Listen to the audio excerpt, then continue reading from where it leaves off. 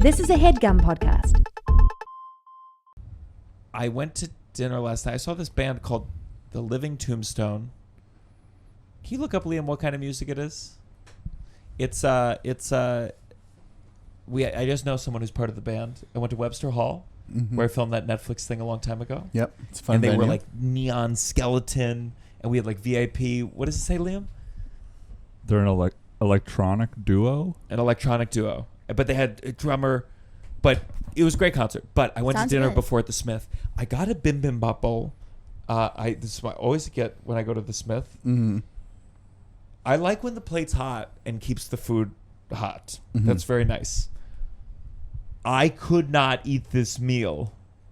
It was so hot that everyone was eating all their food, and we had to go to the concert. Oh, you had to wait like that long. It was so hot. I couldn't put it in my mouth. Oh my And God.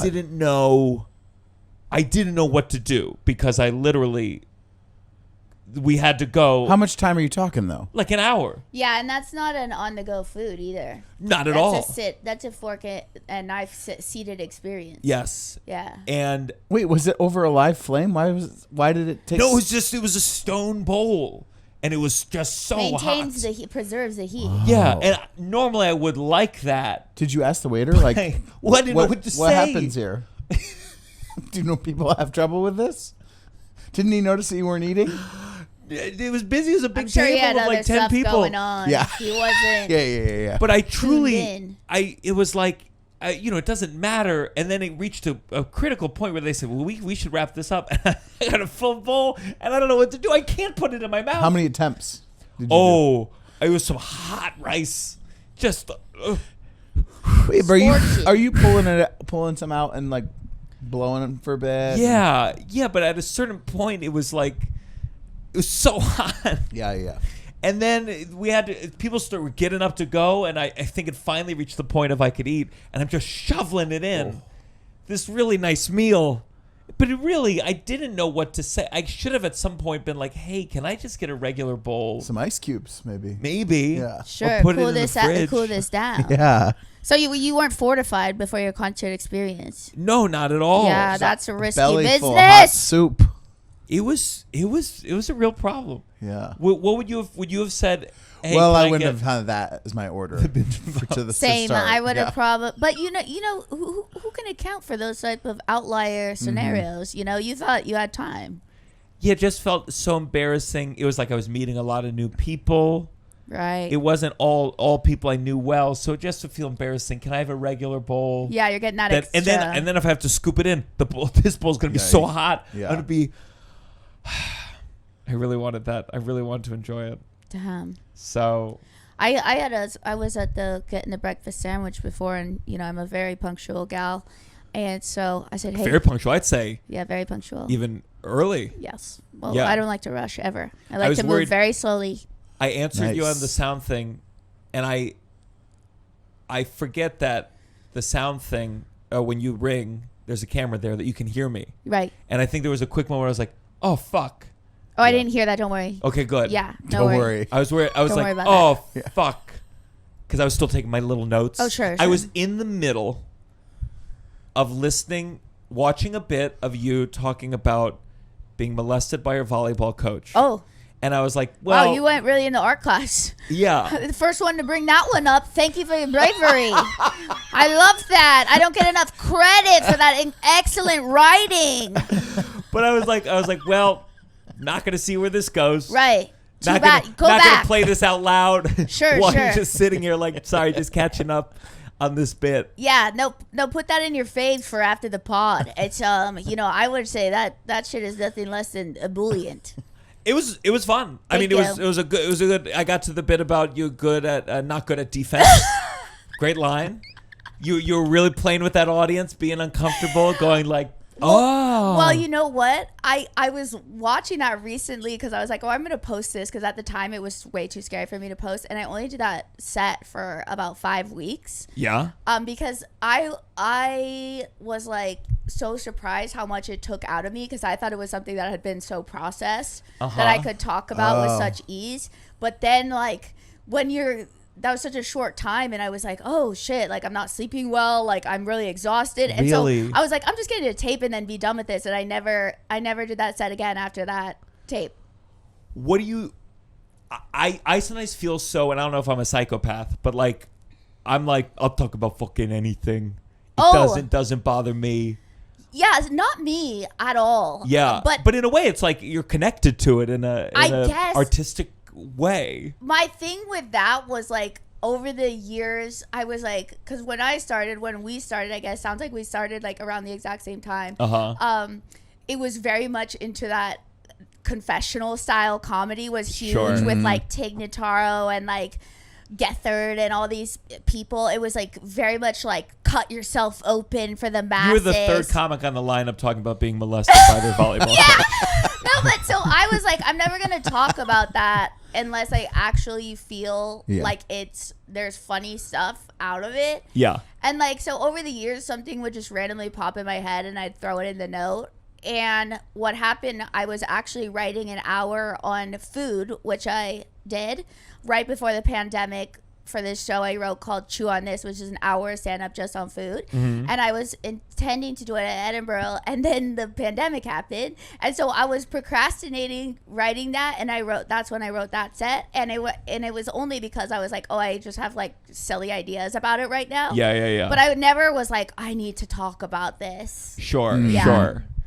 Because I don't think you should unless you really feel like it's going to make the audience laugh. Like, they're not like your trauma torture chamber. Yeah, it depends, I guess, like what you want out of it. And it's tough in the stand-up.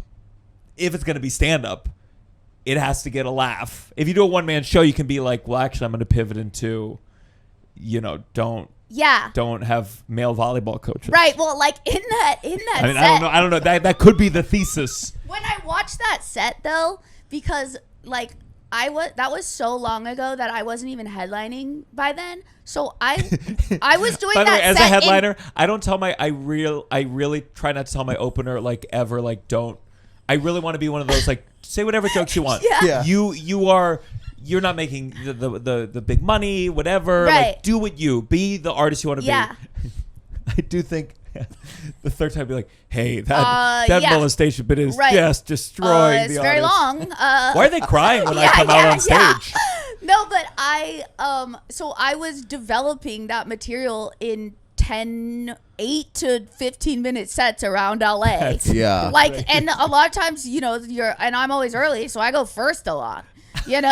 So and I'm just doing that, and I'm like, wow, I got a lot of balls. But also, when I look back at that clip, I'm like, to me, I don't know how different I would look to someone else. I'm like, I'm so jittery and I'm so scared. You can tell, like in the beginning, and that's why, I get really more forceful because I'm petrified to go into it. I can tell at the beginning of the set. But sometimes that makes it again. It's good you got it on film because sometimes that energy makes sense. No, it was just crazy because I was like, this room just was on board from second one. Like, they were laughing so hard and it was so much fun. And I was like, great, never have to do this again.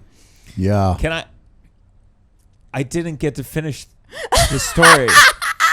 Is it traumatic to talk about period? I don't know. It's not really traumatic to talk about. One time, pre-election, I did talk about it on Theo Vaughn's podcast before. Really? I barely knew him, didn't even know he was how famous he was, didn't even look at his follower account. Unlike the you, studio's really nice. no, I had no idea. Was that JD Vance waiting outside? Holy shit! This was many years ago, and it just came up organically, and then for years after on a first date, everyone would be like, yeah, I heard you on the Theo Vaughn, and I was just like, Jesus Christ. Yeah. Well, guess you know it all. I don't think you're going to be on a date with any of our fans. So why? Oh, they're gay? Yeah, what did you mean by that? I don't know what I actually meant by that. No, tell me what you meant.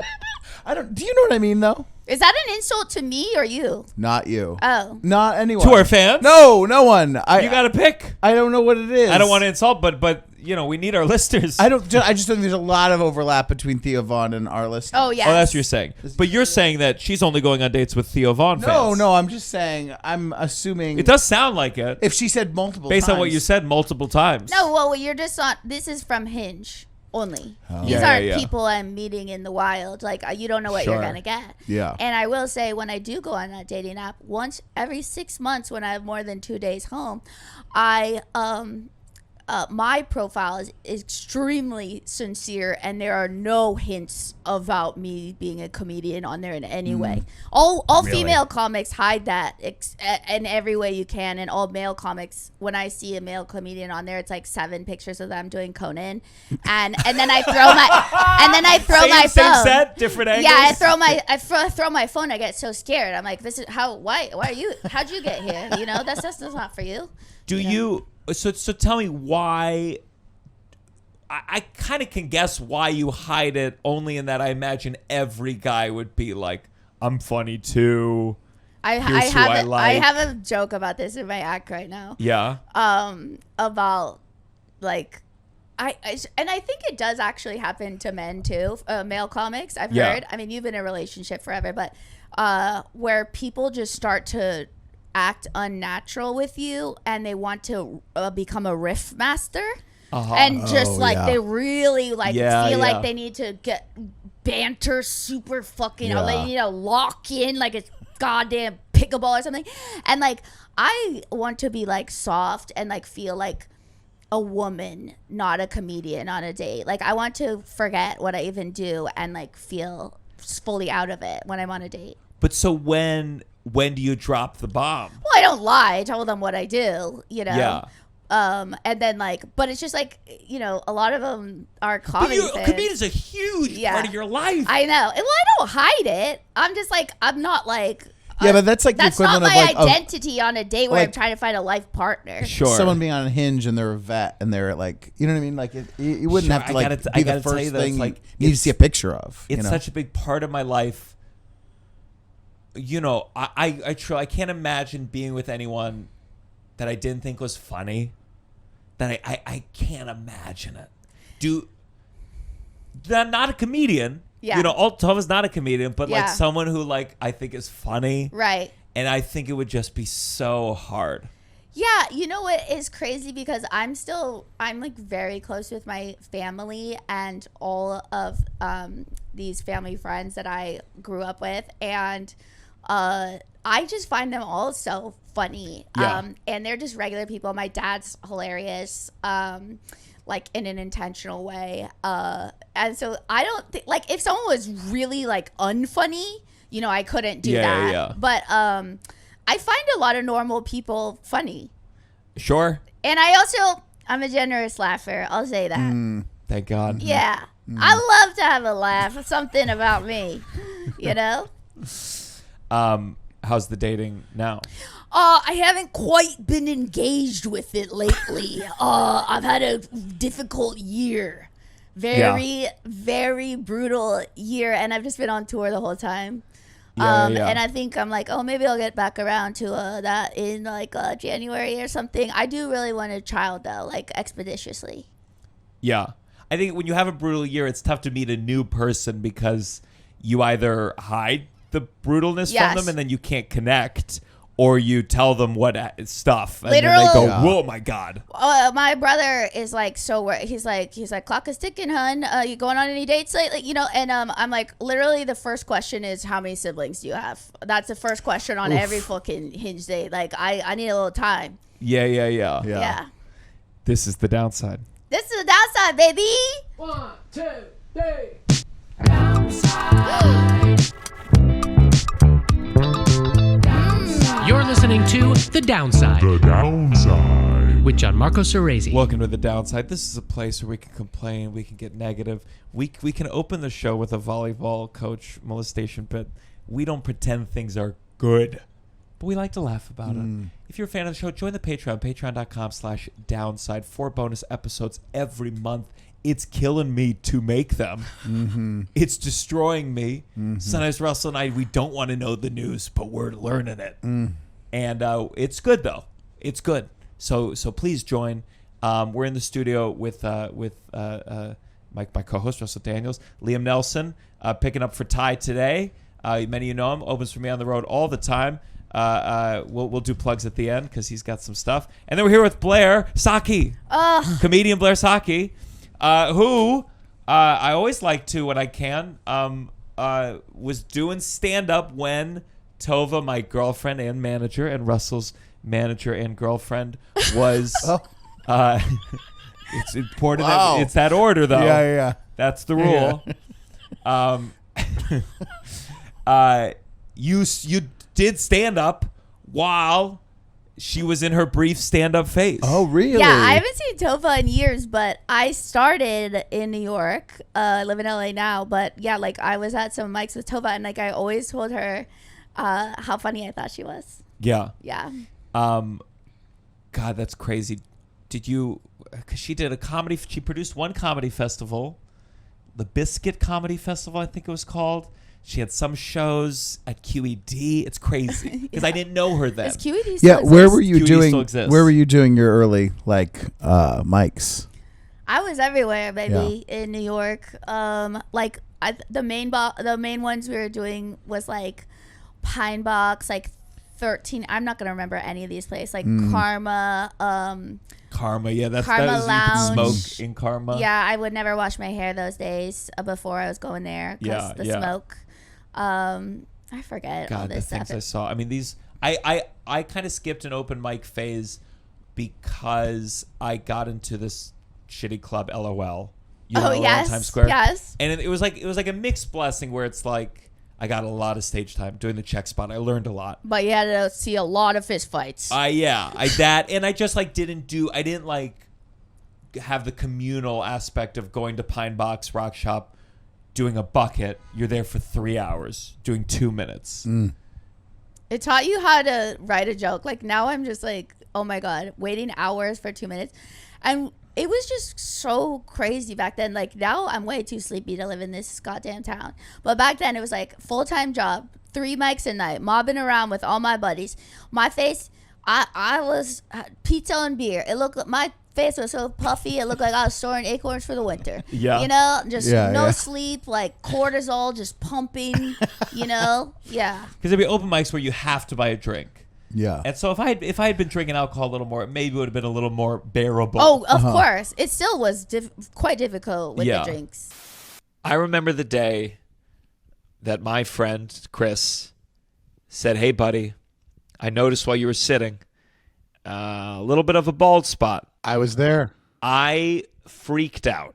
Yeah. He is not my friend anymore.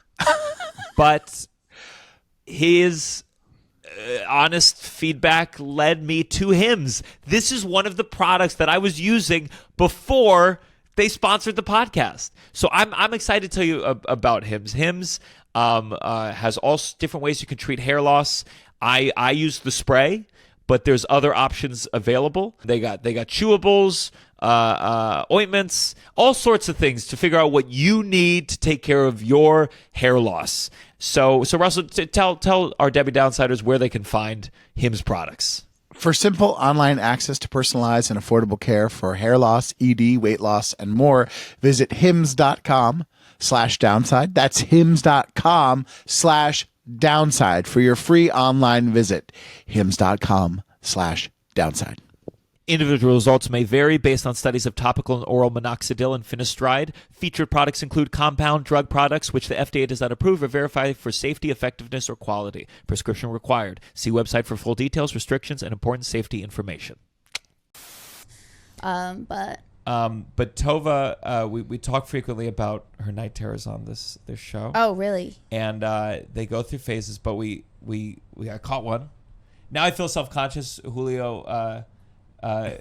Sometimes it happens. It's happened my whole life, and she likes that I film it sometimes. But to the outside observer, it does sometimes look like I have taken her medical issue and made it content. Exploitation. Yeah. But I promise. Content is king, though, Tovah.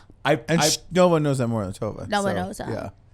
And Tovah, we have a shared thing of like, even though she doesn't want to be in the spotlight in the same way, she does like being witnessed. She when I get a video, she shares it with 10 friends because she's excited for them to see it. We have that desire to be known and witnessed. So we caught this one. Once in a while, she is. I'll play it. Just play. This is just the beginning of it. And by the way, sometimes when I know it's coming, I'll just put the camera on record so that it doesn't. So I can just pick it up if it happens. I'm just reading. So here's just what. Play, please. Okay. What's wrong? Where's? What? It's a nightmare. How so annoying. How'd you realize? So she. Normally it's where is it? And it's a minute, and then she falls back asleep. But she became cognizant of the night terror within the night terror. Before.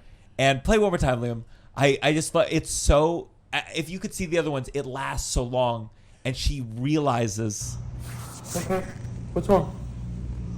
Where's? What? Like the camera snapped her. So annoying. How'd you realize? And by the way, no memory. It's usually like long. Where like, is it? With your Mad eyes at me. open? Yeah. Yeah. Her face that she goes. Yeah, I saw that. And her hands like this. Yeah. And it'll be like conversations like we need to get our passports. We need to find our passports. That's so, it's like their subconscious is working. Yeah, but now like the subconscious becomes somehow aware, but she still had no memory of any of that the next day. And so I didn't show more because she's not wearing a bra and her tits are flopping around. Sure. But it's just like because you got floppy cans flopping. Beautiful boobs. Yeah, beautiful. Beautiful breasts. It was just too intimate. Sure. But I tried to talk to, because she's in this state, and I was like, so how did you know? You're gonna interview her. I'm like trying to like the therapist in Equus talking like being like, okay, hi. Do you go to therapy for this? She's starting to see someone new now. Is it just nervous system based? Who knows? I mean, it's subconscious. It started around the time she was robbed. Is it connected to sleep apnea? Sure. Does she need to get her tonsils removed? There's probably many things. Yeah. Many things. Yeah. No, I deal with similar things. Yeah. You do? Not night terrors, but like, obviously from whatever trauma I've acquired over my days, I'm always trying to unwind the jaw, unwind the nervous system. Like I sleep still, no matter how much shit I've done with my hands in fists. Yeah. Yeah. What do you mean you sleep? Like when I'm asleep, my hands are in fists, and like my really? body's like tensed a lot lot of times. Like. How do you tell? So, I wake up and I see I wake up and I'm like whoa and like my hands are clenched and like my body's tensed and stuff. Like I wake up sore a lot of times. Wow. Oh God. Yeah, it's like nervous, and I'm always it's been a long journey, like working on trying to soothe my nervous system. This lifestyle isn't quite that I've chosen. Yeah. Amenable to my sort of system, but yeah. So, your therapy? Oh yes. But how do they talk up? Is it like my therapist was talk therapy. We didn't necessarily like talk about like falling asleep. Sure. I've had sleep issues since I was like a baby kid. What kind of sleep issues as a baby? I was just like lifelong insomnia. I later this year, right before my brother died, got diagnosed with autism and ADHD. So that like recontextualizes a lot of things. Why? What made you go check that out? Because I had suspicions, and I wasn't like, oh, I need to find this out, except that I would like to get pregnant in the next few years. And so I was just thinking for kids and pregnancy, and should I have a neurodivergent child, I would like to be adept at and knowledgeable at parenting them. And what made you think that you had something that wasn't diagnosed? Well, I mean, there were many things. Well, one that was crazy that like I was so flummoxed by was that I kept having audience members come up to me after shows and ask me if I had ADHD or autism, because they'd be like, I have it, do you? You know, like you seem like, and I'm like, what are they seeing? You know? That's very funny, because that's one of those things where you shouldn't do that as an audience member. But looks like it gave you a good hint. Well, it was like after I was like, this seems to be happening often. I was like, so this seems to have some sort of lens. But both ADHD, I think I have it or whatever. But the two together, like how? Well, they have a massive overlap. Really? Yeah. Wow. Okay, so let me share my like dumb person's like idea of what it is of what autism is, where it's like, and you certainly know more than me, but I like hints of like. Are you autistic? No, I used to work in the community. Yeah. Okay. But like I imagine it's like the obvious ones of not making eye contact, but generally just feeling a different social vibe. Where and obsessive with certain very particular things. I had definitely that, but I would have not noticed that. But yeah, and then there's obviously the spectrum, of course, of it. But like that's what I would, as opposed to ADHD, which I connect with just frenetic hopping around. For me, mess, losing track of things. So where do they overlap?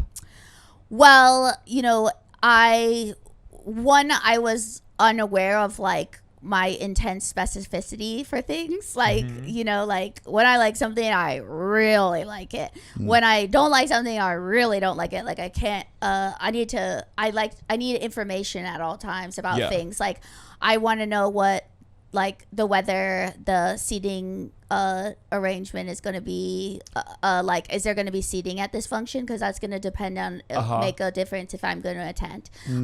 Is like, you know, and I've always had extreme sensitivity to like sensory issues. Like I'm extremely sensitive to like in my environment. Like what? Like sounds or I've always slept with, and this was because I was college volleyball and I had a roommate and had to wake up for like really early for practice and stuff. But I sleep with earplugs, a mask, what are those things? Guards, mouth guards. Oh wow!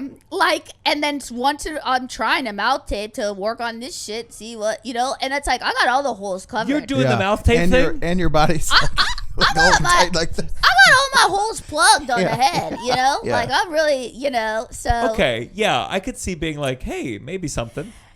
Yeah, and, like, there's just so many other things now that I've learned more about it, but it's like, you do have one idea of what autism is, and so, like, you know, people will be like, you're not autistic, and I'm like, okay, you know, like, whatever. Well, it's such a wide, like they say now, where they said that there's an increase in autism, and it's actually, the definition has expanded, and now more people fit into it, and then I go, will we get to a point where they break it up more? You know, then all the evolution of, but then I don't really understand how Asperger's got lumped back into autism, that because like that's a more recent thing. I don't really know, but I mean, there's now like every time. Do you know Liam? As I assume, just part of the Marfan community. You always are more aware, certainly, than me. Wait, repeat the question one more time. Asperger's and Asperger's got folded back into autism, yeah, right? because Asperger's, the name Asperger is like a Nazi scientist, and so it was like a Nazi classification of autistic Way to people. go, Gianmarco. Like the ones worth keeping were like Asperger's. Oh my god! Oh my god! Which is like, it's so real crazy. negative, and so like they removed it from the community. Ironically, that means you're the chosen people. Thank you. I've always said that. Well, no, I mean, there's so many things that I've come to learn that I'm like the trains thing is real. I mean, like, I fucking love a train. Like, and I was like, what? That's part of it? Jeez. And like my whole set right now is like me finding out and be like, I don't have autism. Like, I'm a jock. I went to prom 3 times. I don't have that shit, you know? Yeah. Yeah, so.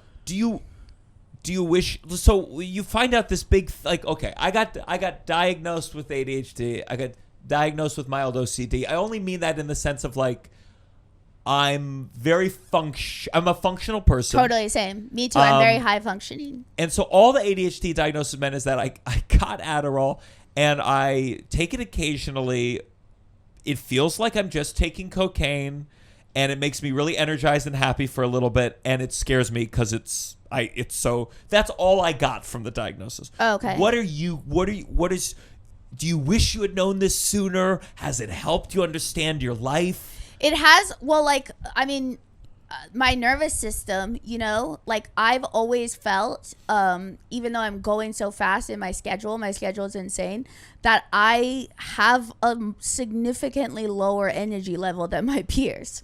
You know, like I feel tired all the time, even though I'm doing so much. Yeah. And like, so when I live here, it's so crazy to think of all the, like, I just never slept. I think like I don't come to New York that much now because I'm just like, oh my God, that was a different animal, you know? Yeah. And like the last half of my comedy career, it's like I do my set and go to bed. Like everyone knows I want to go to bed. Like I'm sleepy bitch, you know. I'm not like you'll never catch me on a late night hang bitch. You gotta schedule me early in the day if you want some of this, you know. So there's just like there's so many things that I've always take everything. I assume everyone 100% means what they say and says what they mean because I do. Like, people would always be like, you're so sincere, you know? And so, I see. Yeah. Yeah. And like, whenever someone fucks with me, it's like, I don't understand till 3 minutes later or 3 seconds later when they tell me something. I'm really? And they're like, no. Okay. And they go, were you told it like you're so gullible? Constantly. And no one could understand my level of gullibility because I have very high IQ and quite a bit of life experience and like a big social life. So it was like, oh, how are you still like getting punked left and right? And like as a little sister, it was like nonstop. It's so weird because you know that the word gullible is not in the dictionary. Okay, I tested it. That was hard though. Like I almost failed that. Like I had to be like, it was hard actually for me too. No, because I failed so many times. Oh my God! It took me for a minute. I was like, and then I was like, wait, no, that's an old joke. No, I was like, the camera's on, bitch. Yeah. The camera is looking right at you. Almost tricked me. Make the right choice. Yeah. No, you're actually not the first person I've done that joke with on this podcast. We wrote it on the wall. Yeah, no, I've heard that, and I actually wrote a hat so that stressful. I actually wore a hat so that I wouldn't be tempted to look up at the ceiling should anyone pose that question to me. Yeah, that's whenever I meet someone they say they have autism, I'm like, let's put it to the test. But also, there's this thing. You want to see my train set? I do actually. If we could pause it, because I'm feeling a magnetic pull. Yeah. No, but also they can detect autism in little boys like very easily because they're like, oh, he's a little weird, and girls, it's like. A lot of girls, autistic girls, like don't get diagnosed until their late 30s or 40s. Yeah. I just think like seeing like RFK just blow up the world with that. Like we all need to be way more educated on like how diagnosis happens, what the DSM is, how definitions are wide, how they expand, and like no one talks about. So RFK can go on there and be like Tylenol makes people autistic and people. I know. Well, Tylenol, you want to sponsor me? I'm sure they're like, let's lean in. Yeah. Let's lean in. Yeah. No, but RFK, I mean, like I know he is trying to eradicate the entire autism community, but I don't think we're really gonna have to worry about being eliminated because measles is coming back so quickly that we will all be taken out. So. Yeah, it's really I don't follow science enough. I don't deeply understand science, but it's like every couple days it's like these 6 medical professionals wrote a letter saying RFK is going to bring about our demise. Never happened. Yeah. This has never happened in the history of the country. Doctors coming together to or it's like people quitting that you're 5 like, no, out of we 5 need doctors agree. We need this guy's crazy. People like resigning and being like, whoa, we're losing all the good people. Well, it just feels so that we're being blitzed every day with just intentionally going back in time. We're like, oh yeah, let's eradicate hundreds of years of scientific breakthroughs that have like eliminated all that. Let's bring it all back. Yeah. Let 100 years of moving forward. Let's all go back. Yeah. In like every facet. It's crazy. And it's crazy. Yeah, it's like there's almost no way of predicting it now too. You're like, I mean, Trump, that it wouldn't be crazy if he's like, we're getting rid of escalators. No more escalators, no more elevators. You're like, no more escalators. And today, guess what, my country? We're unsealing Amelia Earhart's story. Finally, everyone's on the edge of their seat. What did he say? He's releasing all the Amelia Earhart. Yeah, what was it? What's hidden about her? I thought it's pretty known, or people assume that her plane crashed and she was eaten by crabs. That is not. That's a thing. Theory. It's a theory. Oh, yeah. And it's like a scary... Is that true? It's a theory. Liam, can you look it up? Amelia Earhart. Eaten by crabs. Eaten by crabs. I assume... But she's already dead. As her she's already dead. They're just getting a little ecosystem leftover food chain meat. Yeah, if I'm... What animal... If like for your if it had to be eaten, yeah, would you to be? And I'm dead. Yeah, you're dead. You're dead. Mm-hmm. Would you want it to be your dogs? No. Why? No. Because you're part of them. No. I would want to not know the animal for sure, and I think something that took big bites rather than little bites. What if it could make your dog walk again? Oh. Okay. I guess if he ate your legs. In this scenario, Stem cells. if I'm dead Regenerate. and it's alive still, and it eating me can get its legs back, then okay, yeah, I guess I have to say yes. I'd rather Nicole be like, yes, 100%. His dog, back legs paralyzed. Oh my Suddenly. gosh, does he have a roller? A little wheelchair, yeah. It's not a little roller. It's a big? fucking It's a big dog. Yeah, it's a big pit bull. Oh, like a carriage. Yeah. Whenever I see those wheelie things on dogs, I love them. I know. Well, he's older now too, so it's like he can't do it. He'll ask when he wants to go out and do it. He'll like crawl across the floor What's to the his thing. name? His name is Ziggy. Ziggy. But for Halloween, can you dress him up from Oklahoma with a fringe on the top, trolley? What is a horse? A carriage. Could you make your dog? Yeah, buy me a carriage costume for my disabled so dog, and I'll put it on the thing. That's so cute. But yeah, so he's suddenly disabled, but he's doing okay, you know. Yeah. He had a UTI this week, and that was the first time they were like shocked that it hasn't had one. I hate a UTI. Poor Ziggy. Yeah, I mean, and also because he can't control, so it's like we're having to express him, and express him. Yeah. Push on his bladder to have the pee come out. It's called Express? Yeah, I mean... Express? Yeah, and I know I when I first heard that term express, only in relation to dogs. Yeah. It's like they say you have to express anal glands as a dog owner. No, the poop just rolls out. That's what's interesting. Poop rolls out. And it's like perfect. It's like not messy. It's like rolls out, and then we have, it's either there's a diaper on or it's in he's on his like padded thing, which is protected. And he just, it happens with the pee. What, you notice a bulge? No, you just do it. Like a few times a day. You do it in the morning. You do it. Oh, so he can't pee without you though? It comes out. It'll leak out sometimes. If you like pick him up from his belly, some will come out. Like it will sometimes leak out, but not like in the amounts that. How many times a day you just coming over and like over a bowl? 3 times. No, into like a padded thing that you throw away. Yeah. I have a little pee in me. Could you? No. Could you? I'm not saying right now. For the patreon.com/downside. Would you know? Like, if you just pushed, would I just pee? No, Gianmarco, it's not going to work the same as you. You can't express a man? I haven't. Maybe if I had a few months practicing, like I've had with the A dog. few months? I don't know. I love to You went see back to this school? type of discourse, by the way. Let's introduce men expressing men more. It did take me a while. It would I was be like, a very funny prank find it. if you could go up to your bud and be like, "Hey, buddy," and piss the pants. one But that would happen to one me. little button. At any time I had to pee. Hey, bud. Weak bladder. Russell, Yeah. Russell, this is a disaster. Yeah. It's my superpower is just like expressing people really quickly. Oh my God, I would be in hell in that sort of existence. I could pee at any time, at any moment.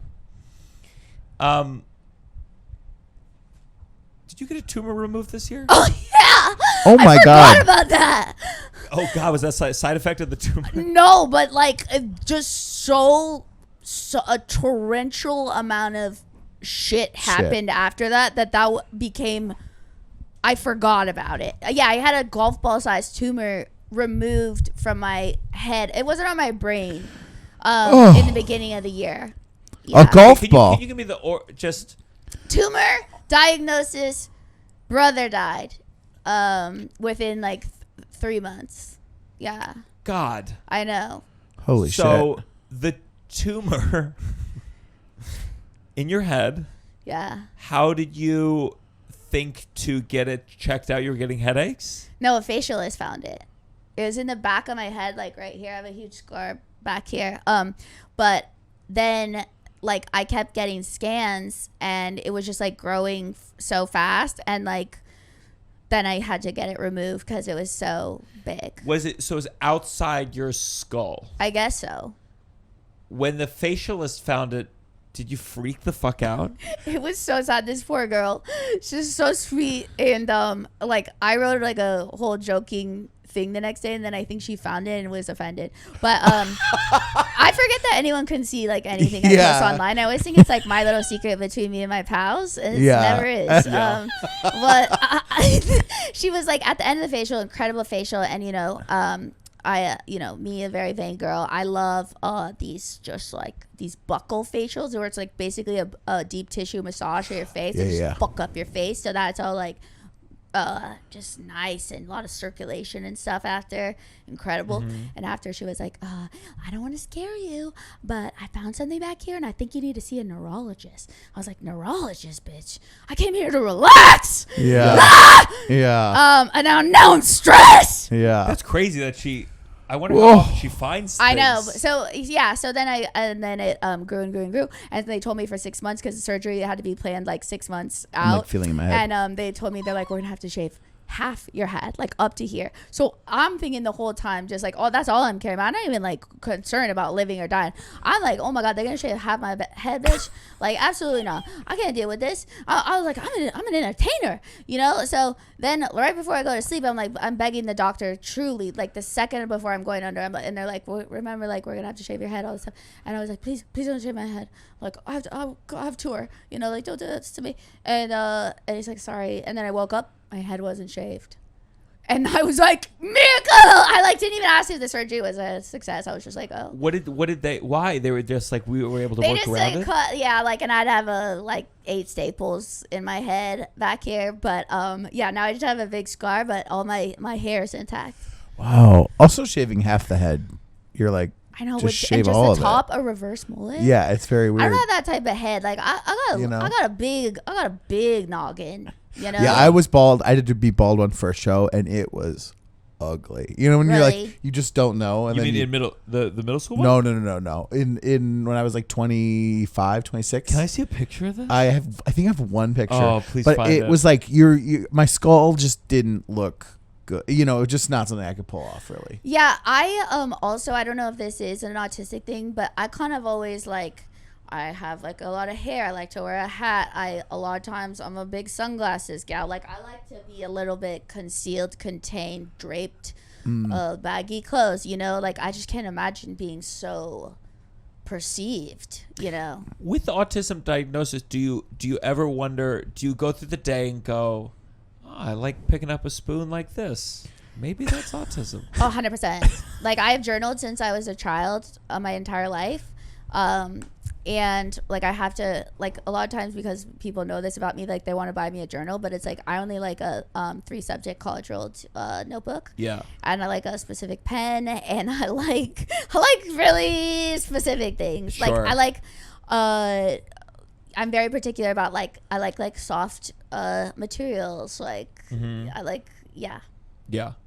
You're journaling. How often are you journaling? I usually journal every day. That's I have my whole life.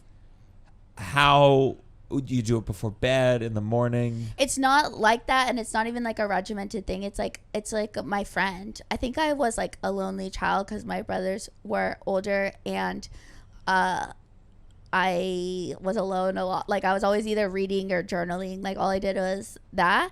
And so it became like I'm my own friend. So it's not like something, if I miss it, it's no big deal. Like it's not some rigid thing. But yeah, I fill those up. Like I have so many for every year of my life. I mean, where are they? They're in my apartment in boxes and boxes and boxes. Yeah. Do you think Baskets.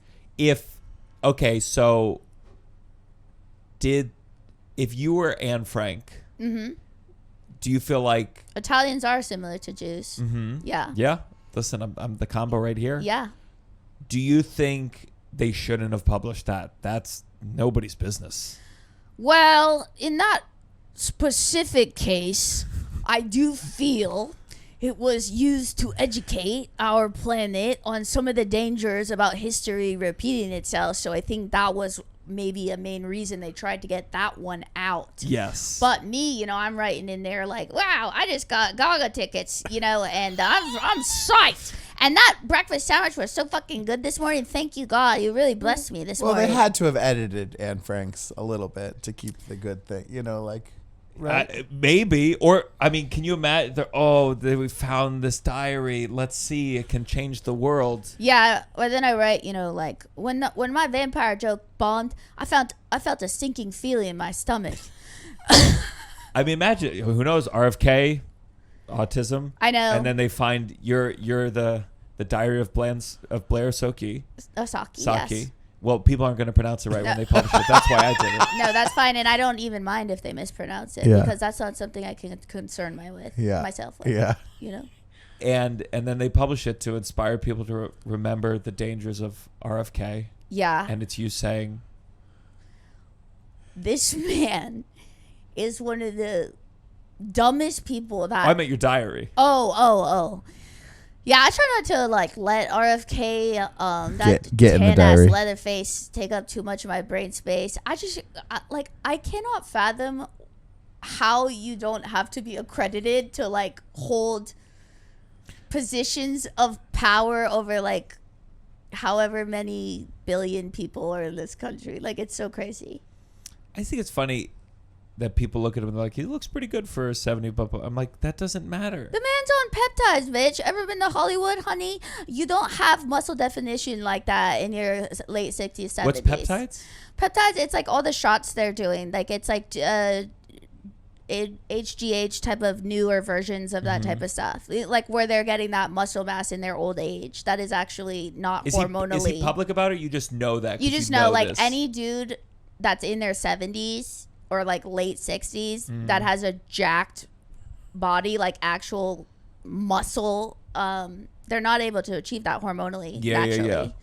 Yeah. Sorry, but I just don't want to leave. So these journals, where are they? Where are they from? The age of what? I have ones from very young, 5s or not 5. When I however age you start writing. When Your brothers ever grab it and read it? It was a huge problem, and at that age, I was getting the ones with the locks, and they could just pull the lock apart. None of those locks are. Those locks, I put so much goddamn faith in those locks, and they fail me every time. How much brothers are how much older? 4 and 5 years. 4 and 5 years, because I'm the oldest brother. Oh, you are? Yeah, I have 4 younger half siblings, but sisters, and I feel like honestly I journaled too, and I had code names. Oh. I called my oldest sister, but younger than me, but the oldest of the bunch. I think in the book I called her Gorilla. Yeah. That was my code name. Sure. It was not a kind name. Right. I use the names, and that's about me. I'm I'll stand on it. Yeah. Oh, you gonna read this shit? You're gonna read some things you don't like. But for dudes I wasn't supposed to be dating or stuff like that, they got code words. Would it be so your brothers would find it, and were you writing about them? Were you writing about boys? Yeah, all of that. I've always been a deep feeling person, lot of feelings, so I have to express them, if you will. Yeah. Yeah. And so you'd get pissed, you'd see it, they'd have it in their room, or and they'd be like, quote oh my it at God, you. there's a crush on la, and I'm like, Mom! Yeah. That's what my diary again. And they were always like, why are you always reading, geek? You know, like that type of shit. I was definitely like, I only journaled for 1 year. It was a Bugs Bunny book. I remember the book. It was just ranking girls I liked. Oh, right. On my own. The horrible male instinct to just rank them. Right. Rank them. No, that's cool. You gotta get it organized in your mind. You gotta get it organized. Multiple rankings. You gotta see when it comes brass tacks, baby. We gotta see who's on our priorities. You ever journal ever? I don't think so. Maybe, but no, not in like. I get tired of writing. I used to do the morning pages for a brief second from the Artist's Way. Sure. And that, like, we all had that phase. We all had that phase, and you got to have it earlier. When people do it as adults, they go, okay. God bless. I'm not going to judge. It's very based on 12 steps. Oh yeah. Yeah. So like I'm glad I did it that time, and who knows if I'll ever get to it again. But it was eye opening, and at the time I did it. It just for people who don't know morning pages, it's like write 3 pages of free thoughts. That's sort of right what when you wake up. Yeah. And then I would cheat, and suddenly instead of a big book, I'd have it smaller. Because at a certain point, you're like, God, it's 30 minutes every fucking morning. Right. And then I'd have a little notepad. I'd be like, okay, couple thoughts. And then go back, look at it, highlight. I mean, it is what I do with my stand-up. It's just more directed. You ever go through the Artist's Way? No. I feel like it's time. All right, I'll start. I feel like it's time. I'll do it as an experiment. You just write 3 pages about anything? But you let it. It's like a brain flow. dump, they call it. Like you don't have just like free flow, no pressure. You could write, it's hot right now. You could write anything. Oh, amazing. Yeah. Okay. Maybe I'll start this got to stop. Yeah. You know. Get to something that's been. I don't know if this got to stop, but I have more. You've been following all this. You know the AI. There's some new AI development recently. Oh sure. Tilly. Tilly. What the other one? Where there's the actor. It's all bullshit. This bubble's gonna burst so bad. Where they were like the agencies are fighting to sign Tilly. Yeah, but then Gavin Newsom made it illegal in California. What? To sign it. To hire AI. Something. There was some law. We'll see how it does. It's just like a lot of the videos I've seen. So there was some new development. One of the Google ones is more advanced now, and so the video looks really good, or it looks more believable than in the past. And I fall for one every fucking day. I know. I fell for one today. It's so humiliating. I fell for one today. Yeah. What'd you fall for? It was like an you animal. thought Stephen Hawking was no, it was like an animal video. It was the bunnies on the trampoline. That one devastated me. I did not see that one. No, it was like like look at this bear going up to a kid or something. Oh, and the cat scares the bear away. And then, but by the time it was the hippo, I was like, oh, wait a minute, this is all fake. Yeah. It took me way too long. Right. Though. It was embarrassing, and you're just embarrassed by yourself. You're like, thank God, but like at least it stopped somewhere. Yeah. Instead of like sharing it or sending it to someone. That's where it's. But it keeps getting better. Like it was better. And the part where I go, don't like is when the AI fits your political narrative. Yeah. And you're like, because I see an ICE agent pushing someone into a hippo's mouth. I'm gonna be like, look what they're doing. Yeah. Look what they're doing. I don't know. You repost so. Yeah. Like I that one I found out last night with Stavros and Rosebud, where I was like, I sent my dad that Donald Trump 1998 in People magazine quote, and they were both like, oh, no. What was the quote? It was like, if I ever ran for president, I'd run as a Republican because they're the dumbest group of voters ever. You could tell them anything. I bet my numbers would be terrific. And I'm like, wow, that sounds the exact same vernacular. It to your dad? I sent it to your dad. I sent it to my dad. My mom told me that he was mad that I sent it to him. And then I was telling Rosebud and Stavros that last night, and they go, Blair, They go, they both are like, AI. Like, and I was like, how'd you know that? Wait, it's not even AI. It's just a falsely attributed quote. Okay, sure, but it said People Magazine. I was like, that seems legit as fuck. You know, like, who am I supposed to know? It did seem legit. That's not AI. Yeah, no, I thought that was AI generated. They use it, he says terrific a lot. He loves to say terrific and numbers. So I was like, oh, that sounds right on the money. It does seem like him. Yeah. Yeah. Well, that's why I said with like, it's like, they say, is this going to spread misinformation? I'm like, we didn't need AI to spread misinformation. Oh, yeah, I know. My dad thinks Hillary Clinton's a lizard because someone photoshopped a zipper on her forehead. We don't need like to kill trees to do this too. Right. It would be interesting to see if our society survives like the generation of like it'll be interesting. Interesting, yeah. It will be interesting. It'll be an interesting, a fun journey. Yeah. But all these AI videos that they're making, you can tell that the people who gravitate towards this are less developed human beings, because here's what they're making the AI of. It's Stephen Hawking on a skateboard ramp and then I didn't crashing. see that one, but you're laughing too hard. I don't like how much you're laughing. I did see that Here's one. the thing about me. I love skateboarding, and I love an unlikely skateboarder. Okay, that's fine for that very specific interest then. But to me, the idea that like of all the creative possibilities in this world, you're going back to Stephen Hawking jokes? This guy's been dead a long time. Stephen Hawking, you're smiling so much now I feel bad. No, it's just because I didn't know that he was dead. Well, yeah, the video, he crashed. Oh, no. Trying to do a 900. Well, I didn't see the video because you know that this is a problem because the video just sounds so incredible. Yeah. Wild. And then they couldn't do the burial because a hippo ran on stage and ate him. I forgot true? Amelia Earhart. We never got to the bottom of that. Well, then the crabs came. Yeah. No, but I would love it if I did die my corpse in like but I want to die first. I want to be dead. Oh, I don't want to be eaten. And I would allow that. I'd be fine. It's assuming I'm in some jungle where my family's never going to get my remains. Yeah. You know, I don't want this to happen over there in San Juan Capistrano. But I'd love for the animals to have me because, you know, I consumed so much of them. And so I'd love to give back what I can. You know? I do have to say. Feels fair. Yeah, that is fair.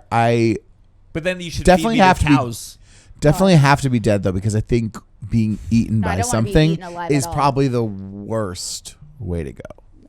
One You of the wanna worst. quit. You wanna You're definitely one of the quit worst. Oof. For sure. I do not want to be eaten alive. No, you can't be eaten alive. I'll take it or leave it. You got to be eaten when you're dead as a doornail. Yeah. Doorknob? Dead as a... Fellas, I can't thank you enough for giving me my own couch. It is. I got all the room in the world spread out, and you guys are cute as a button on the love seat over there. Yeah. My point about the AI was it's like Stephen Hawking or it's Martin Luther King Jr. like DJing. I haven't seen any of these. It's not on my... Yeah. It's... They Or know. there was a rock star recently who in their concert, they would like then show all these dead rock stars like on this big screen. Oh, like hologram. All like dancing together. Oh, yeah. It's combos. People love to envision... So many people's version of heaven is all celebrities. Like alive. It's it's the only people who get into heaven are like Kobe Bryant, Ruth Bader Ginsburg. And whenever I see them, like, okay, but where is my grandma? Right. Where is she? Yeah. Oh my God, heaven is a tiered system? Yeah. Oh, yeah. Yeah. Brutal. I don't think that's true. No, I don't either. No. No, I do. I think it's Supreme Court justices, basketball celebrities. Wait, do you believe in God? No. I didn't think you did. Yeah. I'm not. I could tell. I'm not. You can tell? Yeah, I can tell. Pattern recognition. Yeah? Yeah, I can sense it. Sure. What can you see? I can usually I feel like I always have like a hunch if someone believes in God, and also birth order I'm really good at. Like I would have guessed also that you weren't the youngest. Like I can always spot a youngest. I can always... Who's this? Not always, and I do have to have a little bit of a moment with them, but Do you have siblings? I do. One. Oh. I feel like you're older. I am older. Yeah, no, you have a nurturing sensibility from everything that I heard from you with your beautiful dog, Ziggy. Mm-hmm. Yeah. He used to force his brother's pee out too. Yeah, well, you gotta do that sometimes. Express. The videos that the people are using this app to make are like middle school jokes. Listen, yes, is there something funny about physicist Stephen Hawking would for some reason compete in the X Games? I get it. You can't even imagine how fast I have to go look for this video after this. This is even It's the worst that's example you that's could have fucked up given. for AI. Is it if someone's made the AI, I'm allowed to play it, right? We don't have to show it on their screen. You show it on we here. We can just watch it ourselves. Actually, generate a new one. No. Generate a new one and see if we can figure out what animal we want to sacrifice to generate the video. I mean, that is someone's Hawking twisted ass skateboarding. mind to direct the AI to make that. Yeah. Yeah, a lot of Martin Luther King Jr. I saw one of Michael Jackson and Prince and Robin Williams' daughter, I Zelda. saw that. Yeah. I saw that. Who seems to have to make this statement Every year. Yeah. Goes, please stop sending me AI generated videos of my dead father. Yeah. No, that's crazy. Insane. No, people are so that's so insensitive. All right, here we go. Let's play it. I'm nervous. I'm scared. Just not to be scared of. It's not real. It looks real. It does look real. Oh my god. That's insane for anyone to think that's I didn't real. know he crashed. Oh my god. Yeah, wow. I That's only heavy. saw the first part First of it. of all, not to pick on this, but the AI really fails. He stays in the chair completely fine despite a horrific crash. But this is what these are the people generating these videos whose creativity is so limited. They go, "What's funny?" Disabled physicist who's been dead for so long. Not even a contemporary disabled person. I mean, dear God. Yeah. No, I hate There's it. more. There's other famous people in wheelchairs now. I agree. But that's the level.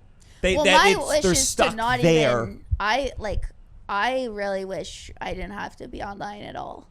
Yeah. I wish that. And if I wasn't a comedian, I would not have any social media at all. Really? No, none. You wouldn't lurk? No. You just live in. I don't follow anyone on Instagram, which everyone always wants to paint me as a villain. It's I would delete that shit if I wasn't a comedian. And then I I only started posting clips a year ago. I was I'm a true artist. They'll find me. And then I was oh fuck, people are lapping me and I have to sell tickets. Whoops. I gotta do it, but I hate it all. I just want to be in a field with the cows. But wouldn't it be weird to live in the world today with no social media? I have a friend. It was a while where he was like, I'm not following the news. I'm just not doing it. And it's every day you walk around and Trump does something crazy and you find out in big blocks, someone looks sad. You go, what's wrong? Says Trump, he imprisoned half the Supreme Court. Yeah. And you go, oh. It is too much though. Us every day, I deleted my Twitter a while ago and then I was Threads, whatever, it's a safe space. And it is true, I don't on my feed I don't see a lot of awful shit that I used to see, but I'm still the extremism of what we're living through every day. And this is out of the fascist playbook where they try to blitz you every day with so much shit to outrage you about that you don't know even where to start. Yeah. And so then they ultimately seize power in 18 to 24 months because it's an intentional strategy. And I do feel that every day. I'm so overwhelmed. I'm how could there be this many psychotic stories every single day? Yeah. And I'm this isn't healthy at all. No. It's just I'm huffing outrage every day. I don't want to do this with my life, but it's also I can't look away. I saw a picture. It was in early Mar-a-Lago where Trump in his literal bedroom bookshelf it had Mein Kampf. Okay, that was the test. It was. It didn't even seem that didn't even seem far-fetched to me. Sure. No, I was like, that makes complete sense. Before I reveal that it wasn't true, can you clip it and send it to your dad? Are you? Yeah. Are you fighting? Like, so are you like when you say you send stuff to your dad? Is your dad sending back stuff to you about like things? Is it that kind of thing? I know some people have a relationship with their parents where it's you can kind of do it in a fun way, or is it in like actually we're kind of getting mad at each other way? Or both. When I was younger, it was like, and I was a lot more spirited. I didn't quite have as much therapy under my belt. Like I was really like felt like it was my duty. Yeah. You know. What were the issues that you were passionate about? All of them. Was it Bush? No, I was too young to know what was going on there. That'd be crazy if I was like railing against. If I was going against the Iraq War when I was 13, you know. No, like, and I miss that privilege, I guess you could say, to be so like just uneducated, where at that time where it was like rude to ask who someone voted for, you know, or was it like this extremely urgent situation? Like for most of my career, I was always like, I'm not going to write anything serious on social media. This is going to be a purely comedian's account. And now I just tell my friends like, oh my God, I'm that old bitch that can't stop retweeting like political shit. And I fucking hate it. Yeah. I hate it so much. Yeah. I try to keep like my preachy not on the stage, but on social media. I'm like, I can't help myself. I'm too angry. No, same. Like it's so upsetting, and there's just the breadth of the things to be upset about is so gargantuan. Okay, was your dad, when Trump first like started on the rise, was he like not into Trump, or was he always on board? My parents and every single person that I know and grew up with in Orange County, like I didn't know one liberal person growing up. It's like it is like deep Texas. Not exaggerating. Like if you've ever seen that Milk, Harvey Milk, the Sean Penn movie, where they go to Orange County as like one of their most conservative stops. It's really like that. And so, but my parents, like, they're like, oh yeah, he's an awful, awful man. But like we wouldn't vote Democrat. Yeah. You know, there's a lot of people like that. And I grew up in such a liberal area, so it wasn't like musical theater. Yeah. I grew up in musical theaterville in Maryland, and it wasn't like a choice. I didn't make a decision to become more liberal. That was the base. Right. So when you were growing how did you come to your beliefs? Were you in classes and going like, I don't agree with what's being said right now? Like, what changed you from the other people? What was the moment? What was the issue?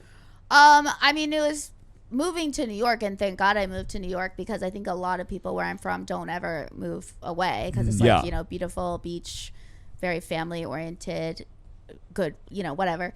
And I moved to New York, and it was like, I was so hungry for like culture, because I was always such a reader and like artistic. So was the reading part of it? Huge. Yeah, that I always wanted to live in New York, but I never knew how I would do it. And just meeting and like starting comedy, and like all of a sudden I had all these Muslim friends, black friends, like a ton of gay friends, trans friends. Like I didn't grow up around any of these people. Like I grew up around in a very homogenous. Were there any conservative views?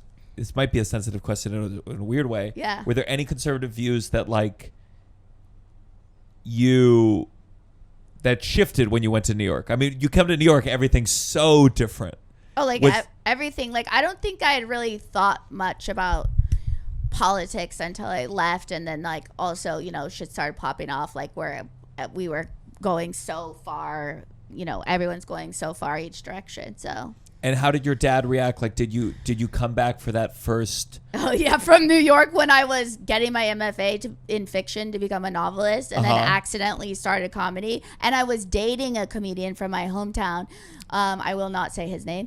Who showed me comedy. I did it, and I didn't see my first comedy show till I was 25. I'd never even seen comedy. Like I didn't even like see that many movies growing up. It was just like all sports outside, you know, whatever. And when I started like having a lot of friends in comedy, like a lot of people that like grew up in Manhattan or you know, just very highly educated, cultured people, and just meeting all different types of people with every single one of my friends in comedy had a different upbringing, and and then I started to be like, oh my god, like to like have an understanding. Like I went to an acting program, and the teacher always talked about, or the conservatory, they talked about like the first Thanksgiving back from college. Oh yeah. And everyone would like come back, and it was like, yeah, it was bad. Yeah. And I'm sure for the parents, not my sympathy isn't with the parents, but I can understand what it's like. Your baby girl, your baby boy comes back and hates you now.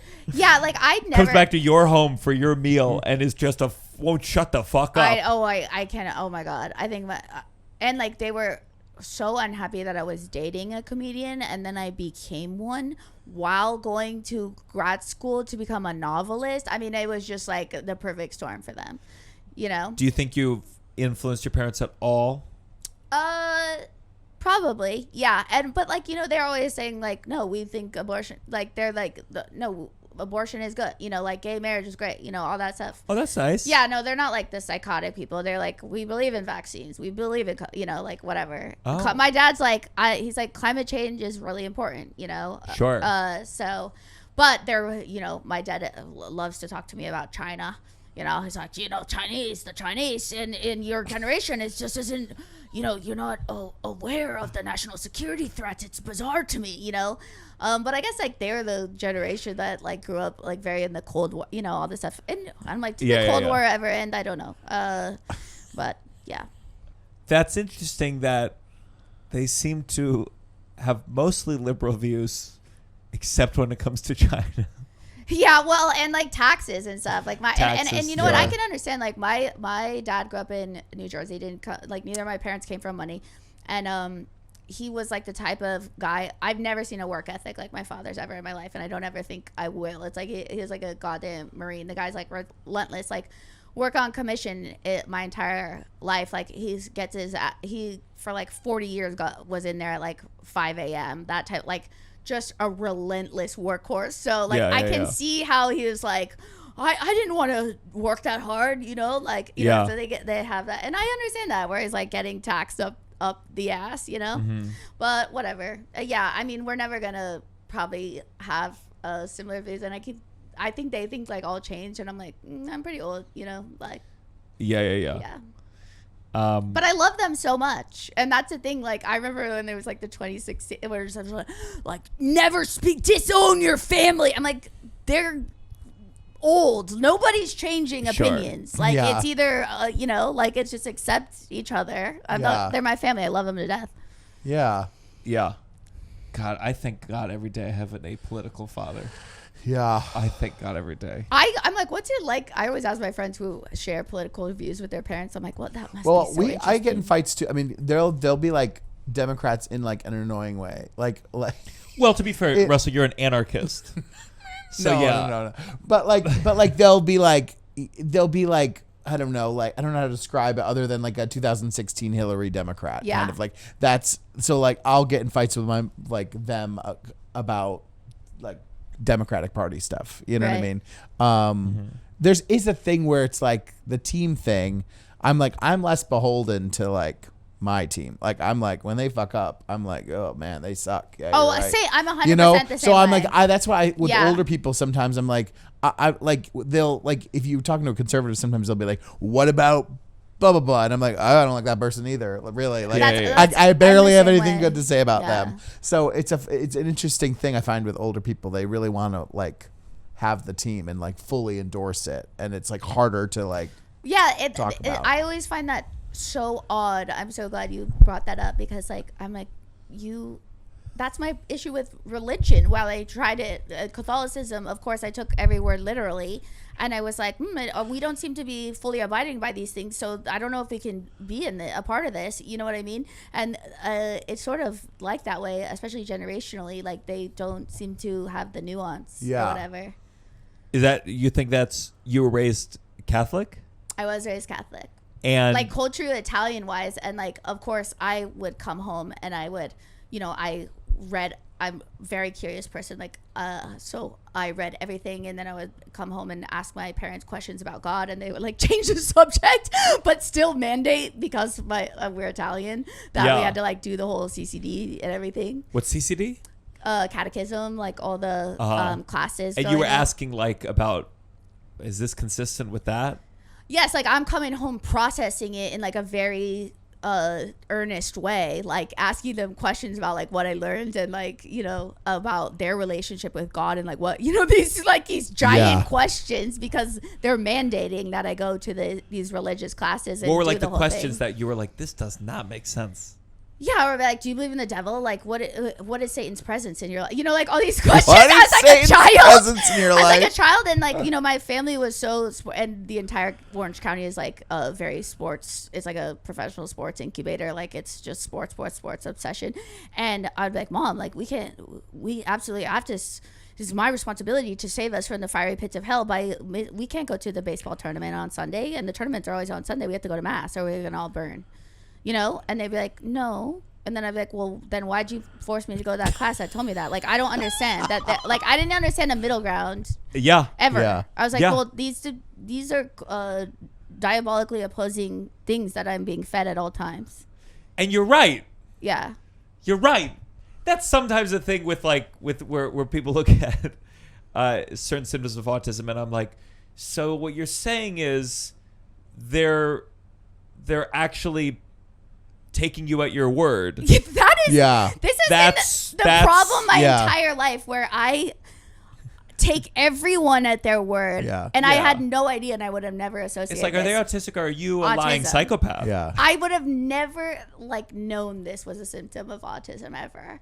But it was like, I think that everyone means what they say, because I always mean what I say, and I don't say anything I don't mean. Yeah. It's so confusing. And it goes back to the church, and then the church goes like, this person, something's wrong with them. They're questioning the system. Well, that doesn't make any fucking sense. When I started doing comedy, and of course I was at that time, what was it like? It was like 2014, like Hitchens was having a big moment. I was dating a reader, and I was like reading, and I was like, I'm an atheist for a couple of years. And then, you know, I started, with all my life experience, I was like, oh no, I believe in God. I do believe in God, and I've always prayed my entire life, but I do not resonate with religion in any way. And to me, God, I have personally deduced, is just divine loving intelligence. That's like cosmic, you know. It's not like. And so what's your answer to the problem of evil? Of evil? Of why pain, why suffering, why? My answer to that?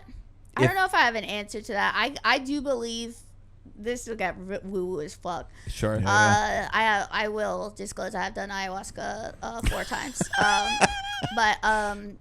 And I do challenge an atheist if you did do ayahuasca, and I'm not like some ayahuasca preacher, but I do think addict maybe. No, I'm not an addict. Many things, but that's not a difficulty for me besides online shopping. My ayahuasca thought is, if I ever go through a deep depression, or if I lose someone that, like, you know, I'm saving it for a rainy day. I love that, and I got the spot for you. But I would love to go now to see my brother, is my first thought, but I'm on Prozac, and that really has been incredible for me. Changed my life like overnight. It felt like I took off like a 70-pound backpack. Like truly a new person, a completely different person, like my bandwidth and everything. And so you can't be on any medications. Because you could die, and it takes a long time to like wean off an SSRI or whatever. Because like I was like, oh, I would love to go and see my brother, but like I don't know if I'll ever do it again. But you will see shit, and like that is just, I'll save it.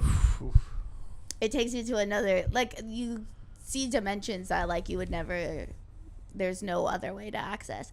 But I will say, anyone listening, It is so extreme. Like when I did it, I was like, oh, thank God I've done mushrooms several times, because if you had no experience, it is like the most extreme thing. There's nothing recreational in any way about it. Like you'll go to like the depths. Yeah. Do you think we both have death anxiety? Yeah.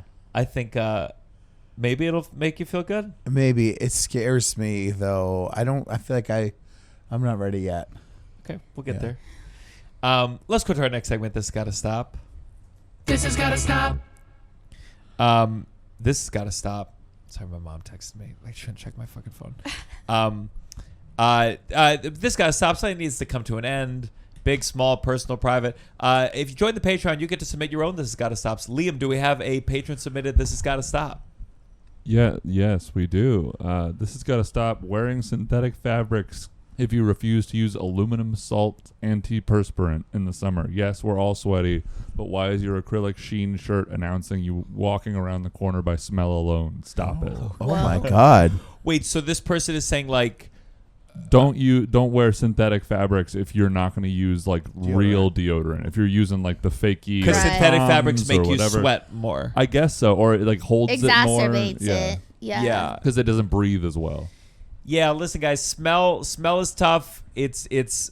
I've mentioned it before, but my freshman roommate, I guess I had a BO thing going on freshman year of college, and he didn't know how to tell me, so instead he sprayed Windex. Not Windex. That is such a What's- straight what's- male Febreze. fix. He sprayed Febreze. That's how bad it was. Like Windex. We got to get some industrial chemicals here. He sprayed Febreze on my clothes without me knowing, which is sweet in a way and very hurtful to hear. But didn't you notice when you like went and picked your clothes up, they smelled like?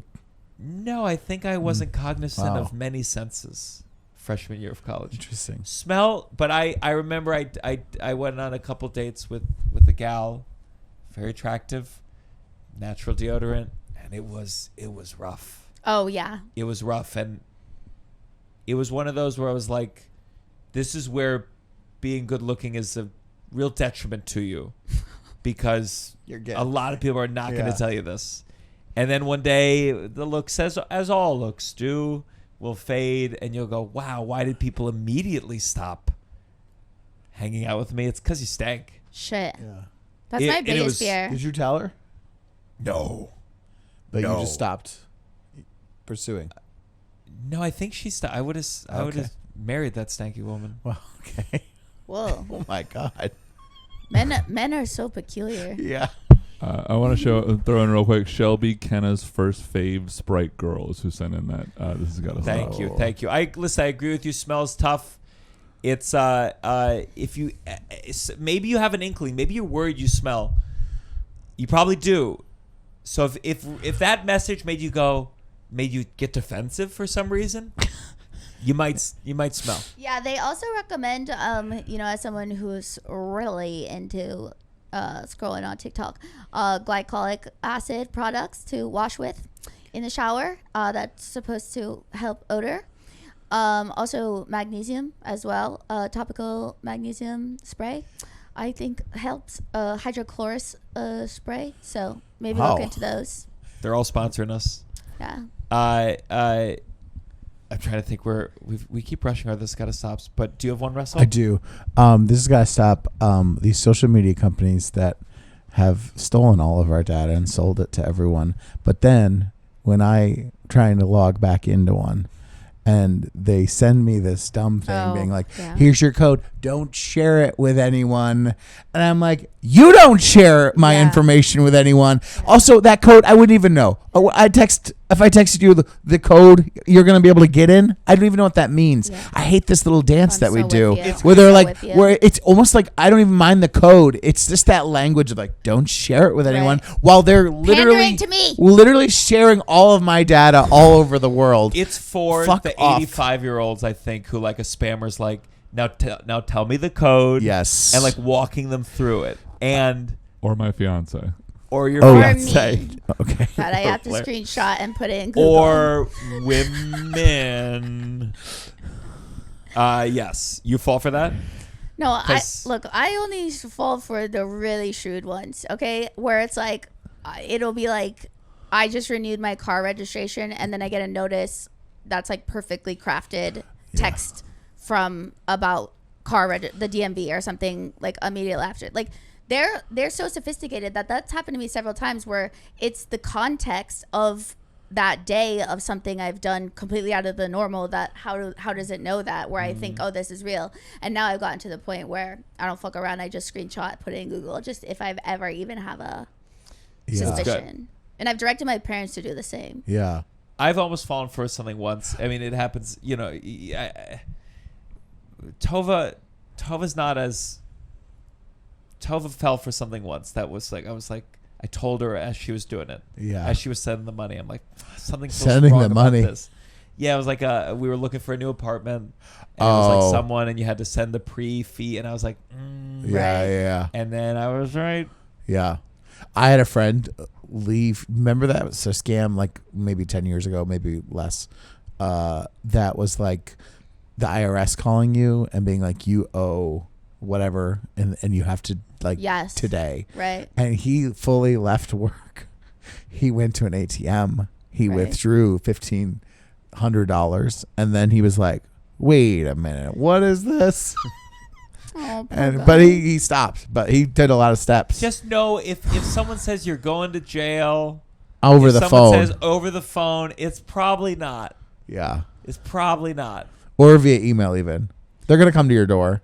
They're going to knock if you're going to jail. Oh, go ahead. This has got to stop. I'll keep it brief. This has got to stop. Uber, Lyft, Curb.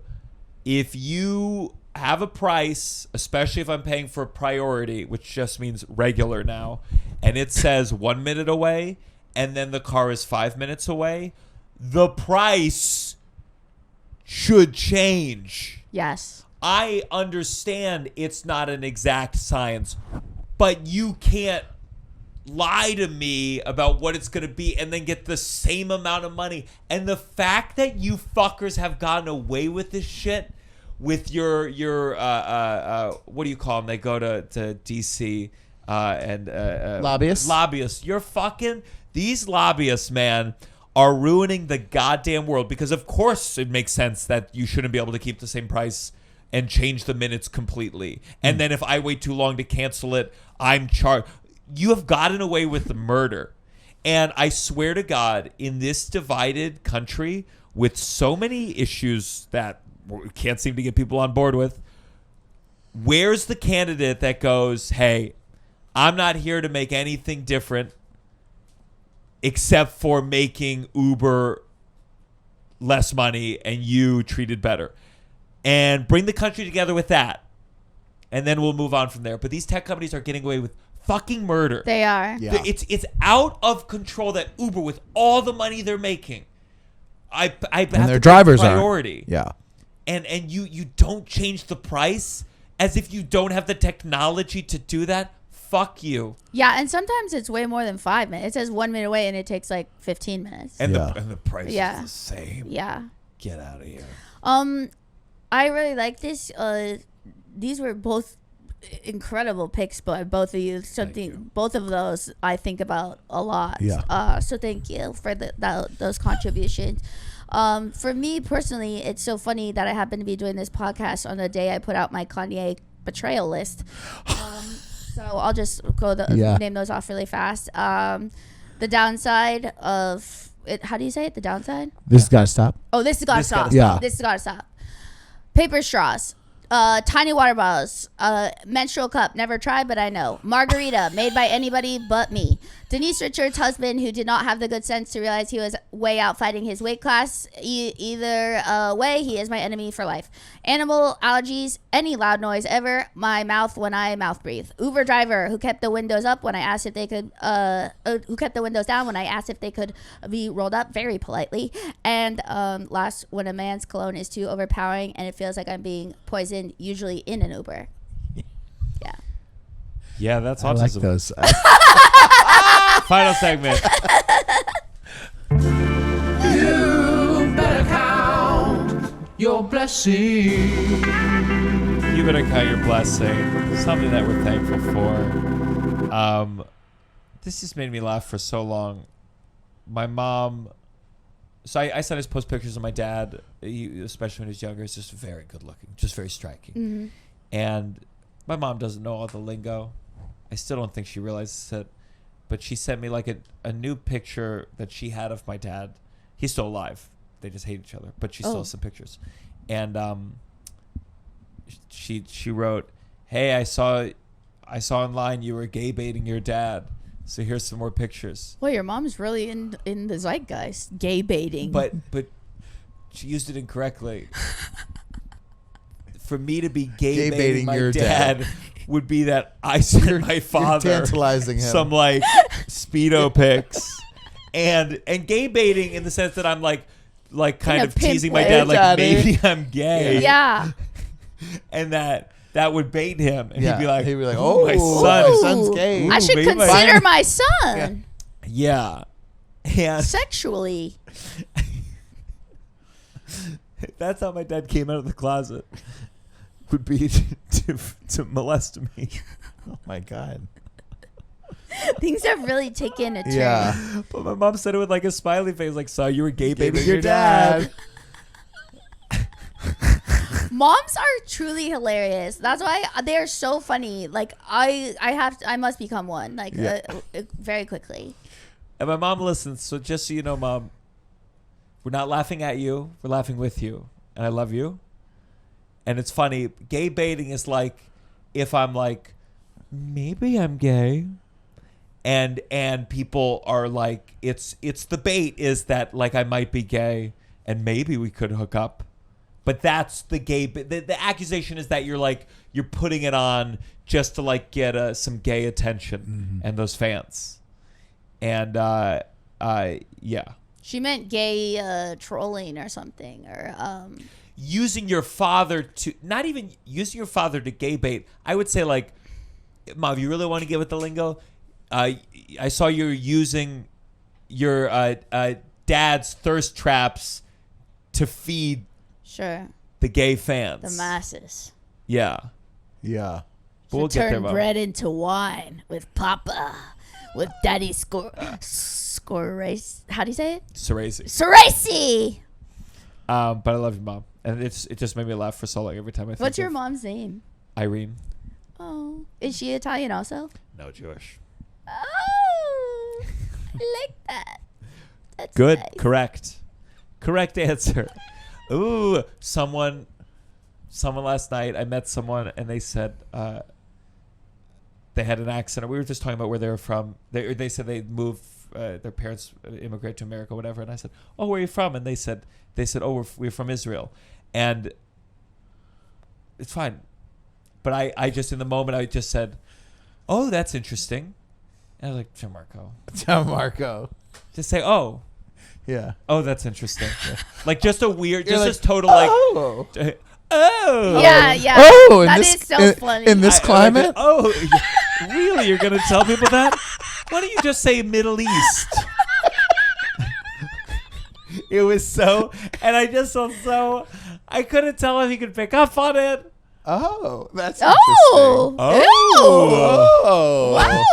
Color me surprised. Moving on. Oh. Well, you should lose that accent. Do you have a blessing? Yeah, my blessing is Ziggy because My blessing it was really unpleasant to express him while it was so bloody. I didn't know, that UTI. I mean, it was. Oh, it was. UTI. Jesus. It was. So to have that. When you were pressing on the wrong part? Then, no. It's just like it was blood. It comes out as blood. So it was very. It's been like not a great few days of like that, and like also you're just worried he but he is now not peeing blood. It is so it's almost clear, just a little pink, but it's much better, and he's stopped throwing up and all that stuff. So poor little guy, but at least it doesn't have to feel the down pee. there. Yeah, I guess so. But, he barfs and stuff, and that's gross. I can tell you, it's a good life. If every time I had to shit and piss, I didn't even know, and it just happened, and I had a companion just taking care of it. But you can probably feel uncomfortable, like you're, Sure. you know. Sure. Yeah. Right, sorry, it's a shitty life. It's a brutal fucking life. And pit bulls have a high tolerance for pain, so they're like, you know, they don't like let on that they're like always in pain. You know, Oh. Yeah. like you wouldn't know. They have beautiful souls. They I do. really, I hope to one day have a pit bull named Jerry. Oh, Yeah, that's a goal of you can mine. do it. Thank you. Yeah. Do you have a blessing to close us out? It's so confusing because sometimes it's like, do I want to go minute or do I want to go? There's so many different directions. Yeah. I guess I have to go straight. Like, so I don't come to New York often. Usually it's my once a year by Rosebud by gunpoint. You know, I come to your loud city that I used to live in. And last night just had such a beautiful show at the Bell House, and so many of my friends that I started with came without me like telling me they were coming beforehand. Oh, that's and nice. it was just so sweet and such a special night, and I was so grateful. And you know, with such a gnarly year, like my life has been put into perspective so quickly. About it's really, life is so short, and it is really about the relationships that you have and enjoying it every day. Like all these fucking platitudes are all so sadly so real. Like I was just, you know, like I was so moved by last night, just all my friends and all these people that I have such long histories with coming, and it was just so much fun. And I was like, thank God I had the nuts to pursue this wacky shit. I love it, and I'm happy and grateful. Yeah, that's Beautiful. great. Where can people find you, Blair? Please come find me on all platforms at Blair Socci, BLAIRSOCCI. Check out my YouTube, bitch. Check out my special live from the Big Dog. And I have a new podcast coming out as well soon called Spaced Out with Blair Socci, which my late brother actually conceived of the name the day before he died. Wow. Yeah. That's beautiful. Yeah. Russell, where can people find you? When's this come out? Not next week, but the week after. I think this is the final week of Ginger Twinsies at the Orpheum Theater, so come see it before it closes October 25th, and follow me on Instagram at Russell J. Daniels. Producer Liam, tell him what to find. Hey, If you've seen me on the road, guys, you've either seen Ty or Liam. one of us. Liam's the tall I'm one. the tall one and the disabled one. And I got a new special out called In Stitches. It's on YouTube, institches.net. It's about my heart surgery, and I filmed it 3 weeks after having open heart surgery. So Whoa. That's show off my crazy. scars. A good time. Whoa. Check it out. Very cool. Very unique. And for me, you can find me everywhere. I'm touring. We're announcing some stuff soon. But please join the Patreon. Patreon.com/downside. We have been blowing up. And I know for some of you don't even need extra content, but it's a good way to support the show. We're building. We just moved to this new studio. We got to decorate the walls. We're getting more camera angles. We're getting a camera on the producer so you can see Ty and Liam when they're here. So just if you're a fan of the show, really mean a lot. Join the Patreon, patreon.com/downside. Early access to episodes, bonus episodes. And otherwise, fucking let's do some ayahuasca. Yeah. Or save it. But eventually, Yeah, you're eventually. gonna need it. You're gonna need it in this cold, mean world of ours. This is the downside.